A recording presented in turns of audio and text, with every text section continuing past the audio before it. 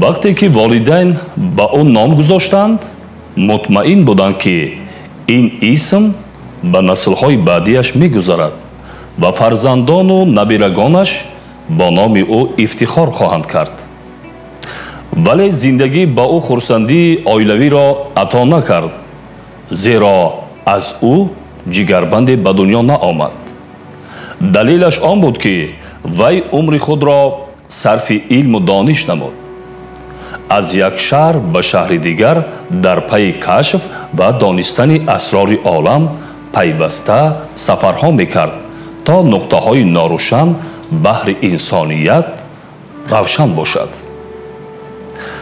بله، او فرزند زمان خود است و کتاب و اثرهایش همچون فرزندان معنویش همیشه برای انسانیت منفعت آور و نام او را ابدی جاوید نمودند و او برای همیشه افتخار ما میراثبرانش میماند.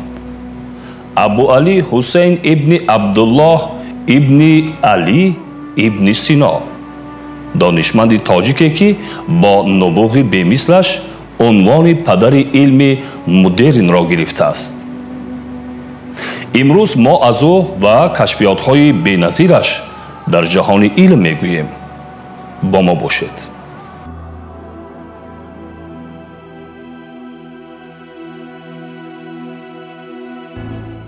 او گاه چون طبیب و فیلسوف، بعضاً به صفت فقیه و وزیر، حتی زمان چون محبوس زندانی عمر بسر برد.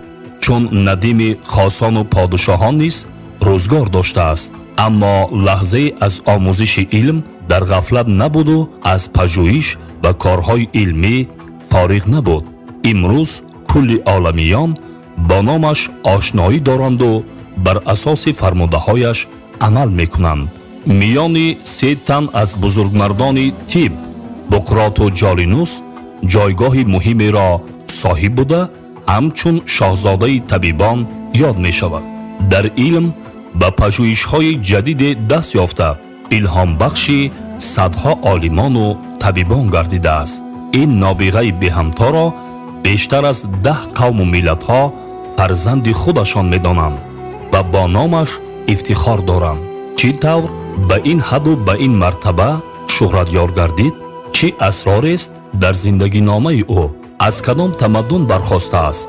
برای پاسخ به همه این سوالها رو می آریم به گذشته‌اش.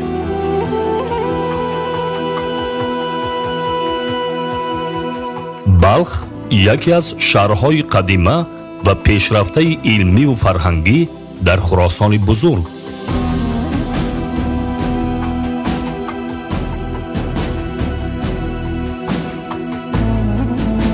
پدر سینا عبدالله ابن حسن ابن علی ابن سینا مردی فاضل و دانشمند از اهل همین شهری فرهنگی بود و در زمان نوح ابن منصور سامانی به بخارا آمد. عبدالله چون مردی باخیرت به دربار سامانیان راه یافت و کارهای مهم دولتی را پیش می برد. او در دهه افشانه با ستاره بانو نام دهقان دختر خانه‌دار شد و سال 980 در عائله آنها پسر به دنیا آمد که او را حسین نام نهادند. بزرگان علم و ادب اساساً ستارگانی میباشند که برای بنی بشر نورپوش میکنند. برای از دانش خردی بزرگان عالم شمول نابغگان تمام انسانیت بهره میبرند. به همه انسانیت تعلق دارند. لیکن بحر مظفریت عدالت باید گفت که هر یک از اینها زاده و پرورده یک ملت، یک نژاد معین هستند. ابن سینا هم زاده و پرورده مردم تاجیک بلخ بود که به بخارا کوچید آمد. از خردی با عقل و فهمش گرایش کودکی دانا و متفاوت به نظر می رسید. پدرش که شخصی معرفت دوست بود، کنجکاوی و قابلیت پسرش را دیده ابن سینا را به مکتب ماند. در زیر تربیه استادش عبدالله مساح از 5 تا 10 سالگی در آموزش علمهای زمانش به همتا گشت و در سن 12 سالگی با از خود کردن قرآن کریم لقب شیخ را سزاوار شد. مروزی می نویسد که ابن سینا جاهای دشواری و علم جستی رو با استادش می فهمون. استادش نوتلی که اونا درس می داد میموقع و ابن سینا اینجاش این معنا داشته باشد اونا میخرام میشد بعد روزها میخرام میشن از کودکیش ذهن تازه داشت. نزدی چند استاد میموند استادشون بسیار درس نمیتن میگن که ما دیگه نمیتوانیم چی کنیم بعد خودش خودآموزی میکند.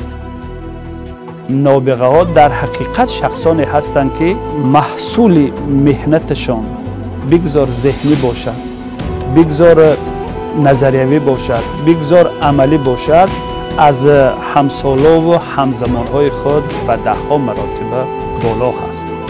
اگر در این جاده که ما ابوعلی ابن سینا را شناختنی باشیم پس این کس هزارها مراتب از هم اسبهای خود بالا بودند. استقلالیت فکری، پهنایی دانش با دلیل سخن راندن خاص نوجوان در راه علم پیشرو بود. محض همین مخصوصیت‌هایش اطرافیانش را به حیرت می آورد. ابن سینا پیوسته در آموزش بود. طب برای او علم پسندیده گشت که از کودکی به گیاهان طبابتی علاقمند شد و آن را با جدیت دنبال می کرد. به وسیله مهنت‌های خسته‌ناپذیر و تجربه‌های پیوسته در سن 16 سالگی چون یک طبیب حاذق در تمام بخارا شناخته شد و با درمان بیماران مورد تحسین مردم قرار گرفت. در بیمار خونروی پیدا شود از سرخروده و معده‌اش که با قیدکنی خون پیدا می شود. به این خوراک دادن در کار است که قابلی بینید خصوصیت دیر ایستادن در سرخروده و معده را داشته باشد. دیر ایستادن خصوصیت ورم کردن را داشته باشد تا اینکه با ورم کردن خود و رگ‌های خونشا را پخش کند. او گپ درباره 1010 رفساد است کن. همین سبب می شود که خونروی منع شود. برای این پیشنهاد میکنند پوست انار، دانه خرما،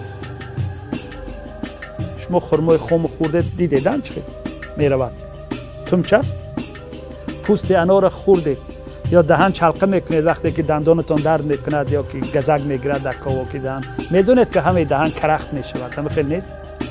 و سبوسی درشت میگویند.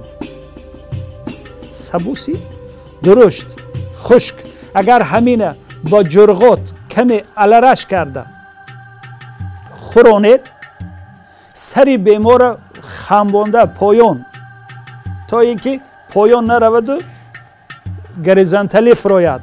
شما فکر بینید بزرگی انسان بینید. این من شده میگوید با ورم کردن خودش همون خونروی را من میکند. بعد 850-900 سالش زاند بلکمر پیدا شد در علم طب. از رزینه دم میکنیمش همین خونروی را میموند. او خوراکی که به اون عقل خداداد گفته شدگی بود من میکرد برای اینکه استحصال رزین نبود آخر در اون دوره. امروز همین زاند بلکمر که این تصورات نداره درباره ابوعلی ابن سینا لکن تعلیمات القانون این گفت است. کتاب شفا دایره المعارف است که در مورد منطق، ریاضیات، طبیعت و الهیات بحث میکند. کتاب مذکور را ابن سینا در 4 جلد به مدت 10 سال نوشته است. مهمترین اثر او در طب کتاب قانون است که آن را سنگ پزشکی امروزی جهان می‌دانند. این شاهکاری ابن سینا به مدت 6 عصر برتری خود را در تمام جهان حفظ کرد و همه کتاب‌های طبی را در سایه خود قرار داده بود. تعداد داروهایی که در القانون وصف کرده است доруҳоянд ки бевосита худаш сохта мавриди истифода қарор дода ба муваффақият даст ёфтааст. дар ин китоб беш аз 760 дору муаррифӣ шудааст. он ба 19 забон тарҷума шуда то асри 17 мелодӣ аз муҳимтарин китобҳое маҳсуб мешуд ки барои олимону донишмандони сайёра сарчашмаи муътамад ба ҳисоб мерафт. то оғози пизишкии навин китоби мазкур дар донишгоҳи бруксел ва дигар донишгоҳҳои пешрафтаи олам дарс гуфта мешудааст.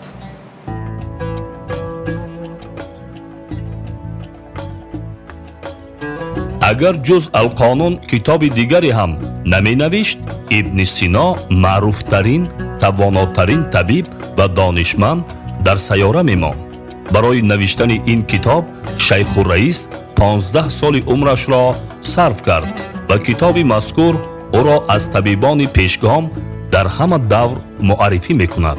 дар 5000 саҳифа 2000 намуди беморӣ муайян гардида дар 5 қисм баррасӣ мешаванду роҳҳои муолиҷаашон нишон дода шудааст ки аз ҳама серхонандатарин маҳсули эҷоди инсоният дар тамоми давр мебошад.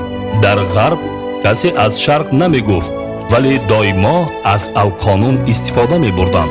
яке аз муҳимтарин вижагиҳои ин китоб таваҷҷӯҳ бар таъсири рӯҳу ҷисми инсон аст ки та он замон касе ба он напардохта буд.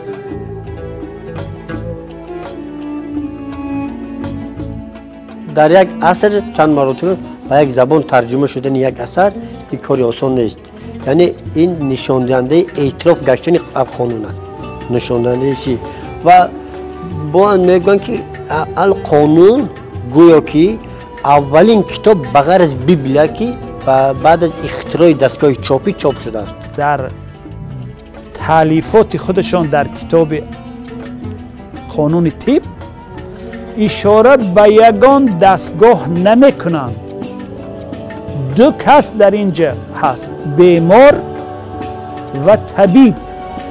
ҳамаи хулосабарории абуалӣ ибни сино дар замонашон дар заминаи ҳар чизере ки ба чашм медиданд дар бемор, дар зоҳир намоён будагӣ, ранги пӯст, сафедии чашм, варами ангуштҳо, варами буғумҳо, тарзи нафаскашӣ, дамкӯтаҳӣ ва дигару дигар хулосабарорӣ. яъне табиба дар рӯ ба рӯи бемор нишинонда аз табиби бемор ташхису табобата ба ҳамин ҷамъбаст мекунонданд. ин таълимоте ҳаст ки аз байн бояд равад. ана ҳозир агар барқ мурад мо рентген кардан наметавонем, лекин дар торикиам гап задан метавонем ба бемор. андешаҳои илмии сино ончунон фарогиранд ки барои пешрафти тибби ғарб ва зеҳни табибону олимони ҷаҳон мусоидат кардаанд. ҷараёни хунро дар бадани инсон ибни нафис дар асоси таҳқиқотҳои илмии ибни сино муайян кардааст. ӯ иқрор мешавад ки дар заминаи корҳои ибни сино ба чунин натиҷа расидааст. ӯ 1000 сол пеш аз бенет дар бораи он чӣ ки имрӯз шикастагии бенет ном мебаранд сухан гуфтааст. ҳар гуна барангезандаи бемориро дар бадани инсонҳо шарҳ додааст ки бо гузашти солҳо сарчашмаи мӯътамаде барои пешрафти илми тиб ва дигар олимону табибон гардидааст.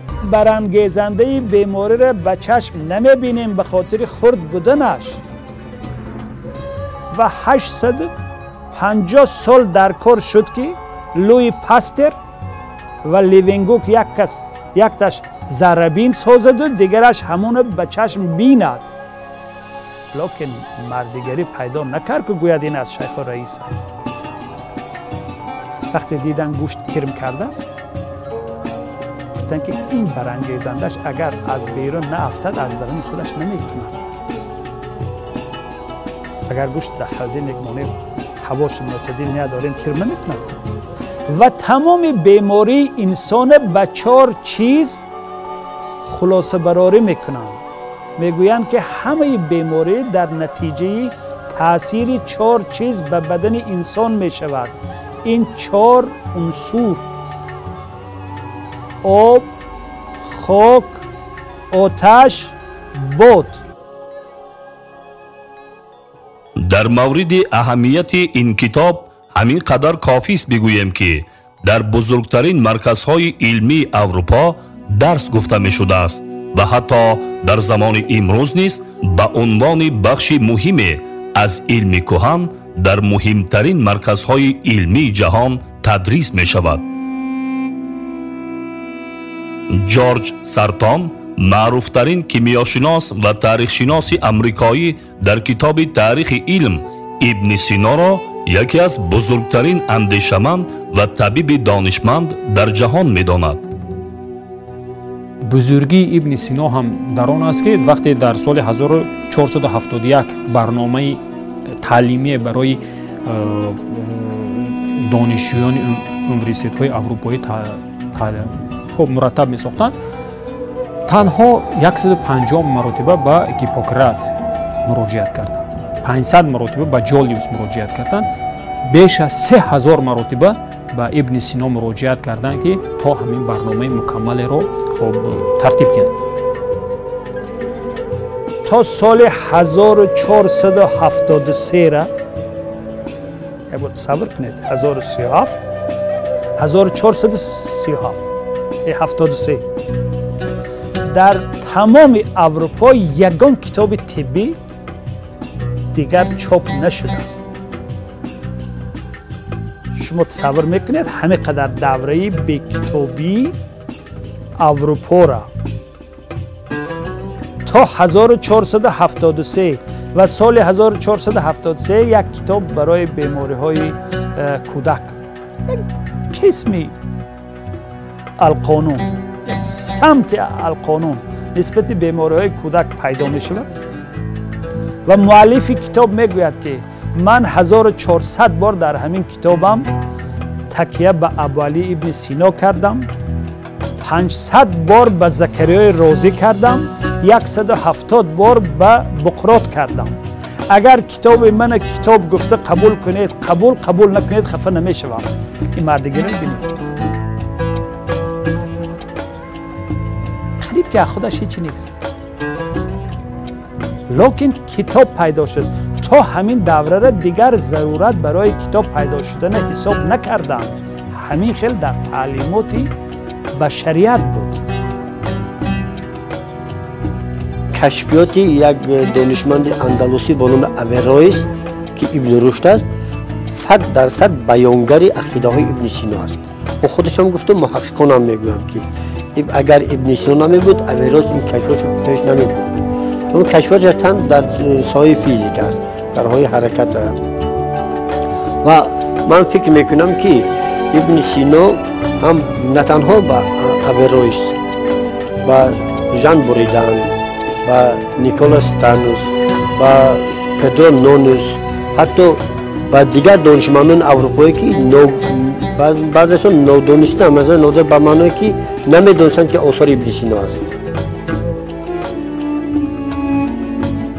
ترجمه لاتینی دیگرش شفا حدود 50 سال بعد از نگارش در اروپا در دسترس قرار گرفت و موجب تأسیس مکتب مخصوص با نام ابن سیناگرایی شد.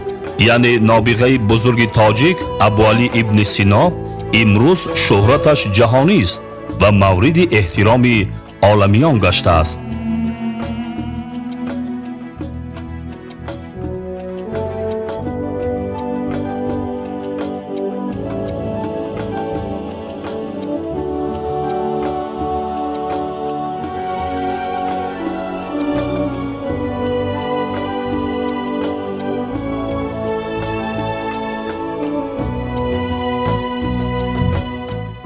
ابوعلی ابن سینا در برابر طب، اینچنین در علمهای ستاره‌شناسی، کیمیاگری، جغرافیا، فیزیک و روانشناسی، متماتیک و شعر هم مطالب زیادی را بر رشته تحلیل کشیده است.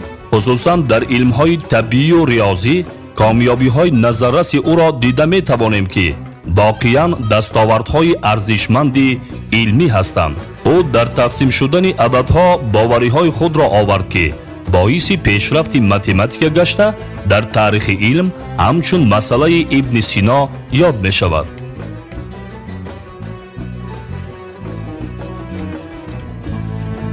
تا امروز در کتاب‌های درسی مکتبی در تمام دنیا یک موضوع است با نام نشانه‌های تقسیم شوی عددها. چگونه عدد به 2 تقسیم می شود، چگونه عدد به 3 تقسیم می شود، به 4 و غیره و کذا.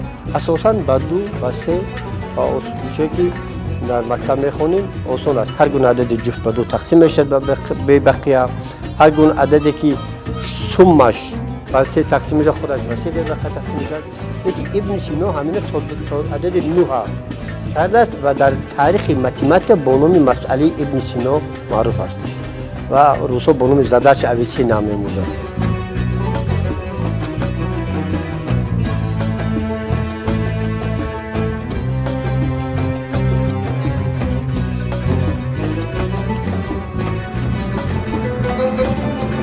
هندسه قریب 2000 سال هندسه اقلیدوسی یعنی یوکلید و گیومتری اقلیدوس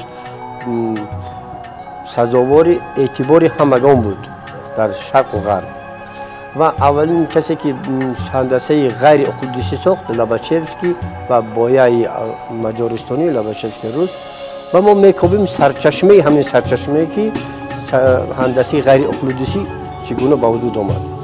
لاباچفسکی کوزنبرگ می نویسد که از آثار نصرالدین طوسی آگاهی داشت. نصرالدین طوسی پاستورات پنجم اقلیدوس را بسیار بررسی کرد و در نتیجه به فکرای آمد که از اون فکر لاباچفسکی آگاهی داشت توسط ترجمه روسی آثار طوسی. نبینیم که یعنی لاباچفسکی از طوسی الهام گرفته است و طوسی خودش گفته است که این را از ابن سینا آموخته. تلاش و نوآوری‌های ابن سینا در علم ستاره‌شناسی نیز قابل اعتراف عالمیان گشته است. او 20 سال حیاتش را صرف علم اخترشناسی کرده نسبت حرکت آفتاب و سیاره‌ها اندیشه‌های جالب بیان می‌کند. مثلا با حساب‌های دقیق استرونومی تاکید می‌کند که من زهره را دیدم برای آفتاب با بسیار عجیبی‌ها. این اندیشه تحولات بزرگ در علم نجوم بود که با گذشت سالها مورد تحقیق دیگر عالمان نیز قرار گرفت و یکی از عقیده‌های محوری گردید. البته مدار آفتاب را در نظر دارد. عیناً همین سخن ابن سینا را طوسی آورده است که ابن سینا در عصر 10 زهره را می‌بینه را در روی مدار آفتاب دیده است و خود طوسی هم تصدیق کرده است و آخر در عصر 18 لامانوس هم تصدیق کرده است که همین هست و لامانوس در باب پیش رفت و حتی موجودیت اتمسفر در زهره را آموخت. علاوه بر کشف این ستاره اسباب ستاره شناسی هم با نام نونوس که امروز در تاریخ با نام نونوس مشهور است. مورخین علم میگویند که کشف ابن سینا است و نونوس به خاطری که پدرو نونوس نام دانشمند پرتغالی در عصر 16 همین اسباب کشف کرد و امروز محققان میگویند که همین اسباب ابن سینا استفاده برده بود. قبل از ابن سینا هیچ کس استفاده نکرد و خود ابن سینا ساخته بود است.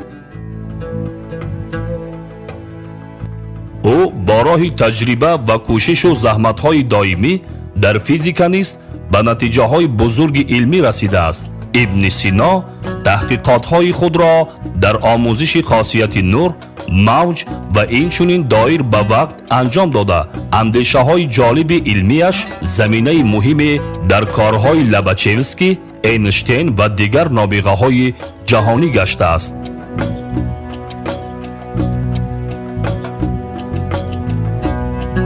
والی ابن سینا یکی از پایه‌گذاران تا اندازه فیزیک امروزه هم گویم اشتباه نمیکنیم، چون که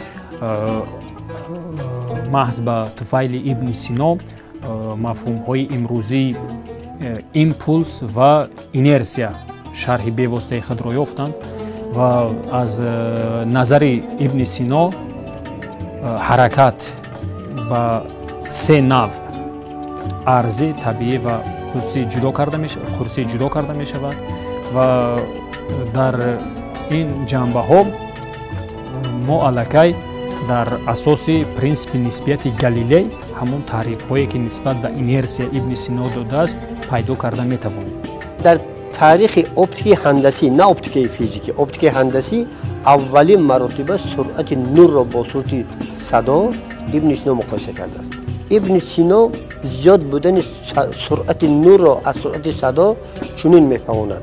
میگوید که ببینید که رعد و برق در یک زمان به عمل میآیند. لیکن ما اول سرعت نور را میبینیم، بعد از گذشتن مهلت آوازش میشنیم، آواز رعد. اول برق میبینیم، بعد رعد میشنویم. این خودش دلیل اون است که اونو در یک وقت با وجود میاد سرعت نور زیاد است.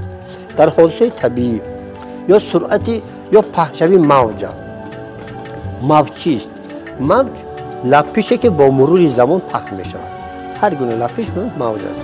و وقتی که گپ درباره شنیدن نفری که در بالا ایستاده است، نفری در پایین ایستاده خوبتر میشنود، بیرونی میپرسد چرا؟ ابن سینا شرح میدهد برای چی؟ کسی که در بالای کوه ایستاده است آواز آدمی در پایین کوه ایستاده را خوبتر میشنود نسبت به برعکس. و این هم میفهماند در اساس این اکوستیک است، مثلا اکوستیک در حسابی پهنشوی موج. و ما موج نمیدونیم. من میخوام که در مکتب میانم همین قاعده داخل شود که کودک زودتر از خود میکند موج چخیل پهن میشد. ابن سینا گفت اون موج شما کفته نگه چخیل میکنید. مثلا حوض، در حوض یک سنگ میپرتایی، میبینی که چخیل حلقه از جای افتش سنگ تا کنار حوض پهن میشد آب. همین موج است. همین موجی که در آب میبینیم، همین خیلی موج در هوا ما نمیبینیم، صدای ما همین خیلی پهن میشد. ابو علی ابن سینا پیش از همه فیلسوف بود که برای او مشغولیت دوم و حتی سیوم به شمار می رفت. در جوانی پیروی از ارسطو کرده مدتها به مطالعه کتاب‌های او مشغول بود. بعداً روش الهیده خود را پیدا کرد و در این زمینه 23 اثر تالیف نموده است. ابو علی نسبت آفرینش و انکشاف عالم اندیشه‌های بسیاری بیان می‌کند و با خلاصه عمیق ابراز می‌دارد که عالم به طور خود انکشاف می‌یابد و کوشش انسان را اساس همه گونه پیشرفت می‌داند. یعنی اساس فلسفه او وحدت تمام جهان بین دنیا و طبیعت و انسان است. عالم مادی از جانب خالق آفریده شده است و این خالق این عالم مادی را نه از روی تصادف بلکه از روی ضرورت آفریده است. یعنی در اینجا مسئله سبب و کاتگوری های فلسفی سبب و نتیجه هستند. این فلسفه دیزم است. از این دیدگاه در نظر متفکرین تصوف و کلام آن همچون ملحد پذیرفته می شود. دئیست دانشمندی که با یگانگی پروردگار اعتقاد دارد، با آفرینش عالم اعتقاد دارد و میگه عالم آفرید لیکن عالم خودش انکشاف می‌یابد. مثلا بعضی ها بنابر البته نظری تنگشون میگن این هم اومد در تغییر هر چی از بالا است. انسان میگفت نه، انسان هر چی پیش میبرد. وقتی آفریده شد بعد انکشافش از انسان وابسته است. و حتی درباره قضا و قدر هم هست. از ابن سینا میپرسند که کارها با کوشش وابسته است یا با قضا. یعنی هر کاری که ما میکنیم از تقدیر ما هست یا از کوشش ما وابسته است. پس کوشش قضا را سبب است. ابن سینا با عقل فراگیر و جهان بای معنویش دانش‌های طبی، ریاضی و طبیعت شناسی و فلسفه و اخلاق را بر رشته نظم کشید و نقش انسان را میان این همه مهم و مرکزی دانست. صنعت شعری را در اساس اندیشه‌های علمی به یک قالب معین درآورد و حکمت و دانش را جزء مهم آن معنیداد نمود. محض به وسیله چنین نوآوری‌ها او را اساسگزار ژانر ربایی به زبان تاجیکی می‌دانند. حتی طبابت انسان به ربایی گفتند. این به هر کس نصیب نمیگردد. جواب گرداندن به آن حسودان در ایجادات این کس با روبایه های همچون دردانه شرق برای بشریت جای داده شده است و همان دوره آوانی به کار علمی شروع کردنشانه خودشان همین خیلی میگویند که میل من بر منتهای مقصد عالی بود، پایه پایان نخواهد هیچگاه خاطر مرا، خواهم این که وارسم بر قله مقصود خود یا که در این ره خواباند اجل آخر مرا. با شعر بیان کردن تصویرهای بدیعی و ابراز و عشق آسان است. با شعر بیان کردن متماتیک، با شعر بیان کردن فیزیک، با شعر بیان کردن طب دشوار است. برای چی؟ برای که اول علم خوب دانستن در کار، با صنعت شعری دانستن در کار که مضمون و منطق ویران نکرده وزنه.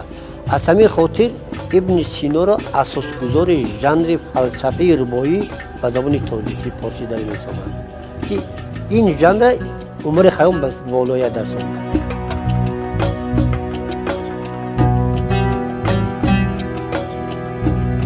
در پرده سخن نیست که معلوم نشد، کم ماند ز اسرار که مفهوم نشد. در معرفتش چونیک فکری کردم، معلومم شد که هیچ معلوم نشد.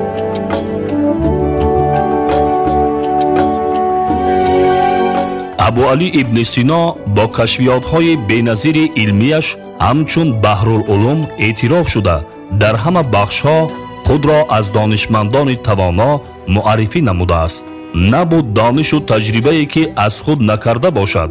حتی او در علم موسیقی نیز دستی توانا داشته است و موافق روایت‌ها ساز غیژک یکی از اختراع‌های او می باشد.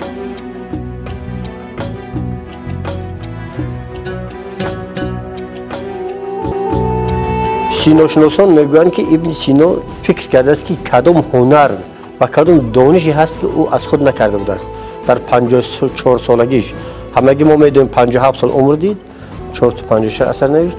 در 54 سالگیش میگه هنر رقص ناموخته بوده است. هنر رقص هم از خود میکرد در 54 سالگیش. استاد لایق میگویند که تا به حال آفتاب اگر هر صبح شمعی خیرتاب را کشته است، شمع ما را جسارت است بلند، شمع ما آفتاب را کشته است. یک شمع آفتاب پخش کردن نمیتواند کرد، لکن میگه جسارت شیخ الرئیس به حد بلند است که همین شمع ما آفتاب پوشانده است. در سال 1037 میلادی در سن 57 سالگی در سفری که با فرمانروای اصفهان به همدان میرفت بیمار شد و از آدم درگذشت. او که بارها بر بیماری مختلف در بدن دیگران غلبه کرده بود نتوانست بیماری خود را درمان کند. امروز او را یک طبیب بی‌مثال، دیگر فیلسوف ناتکرار، سیومین طبیعت شناس و ریاضیدان بی‌مثل، دیگر اخترشناس و موسیقیدان ممتاز می‌دانند و بیشک همه آنها حق دارند چنین بگویند، زیرا ابن سینا در جهان علم نابغه درخشانی بود.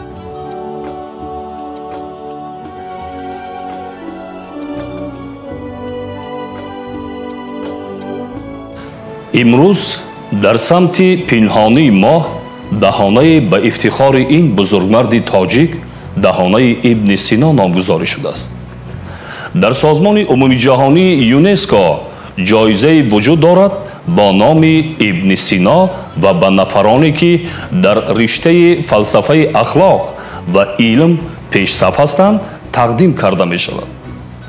از جانب میراثبران ابن سینا در کشور دانشگاه دولتی طبی تاجیکستان به نام این طبیب ناتکرار گذاشته شده است. همزمان جایزه عالی جمهوریوی در ساحه علم و تکنیک با نام جایزه دولتی تاجیکستان به نام ابن سینا موجود است که به عالمان و دانشجویان نوآور تقدیم می‌گردد. این بود مستند نوبتی ما از روزگار و دستاوردهای بی‌بهای یکی از بزرگترین دانشمندان تاجیک با نام ابو علی ابن سینا که با دلیل‌های مشخص پیشنهاد شما نمودیم. تا برنامه‌های دیگر آسایش روزگار نصیبتان باد. خیر.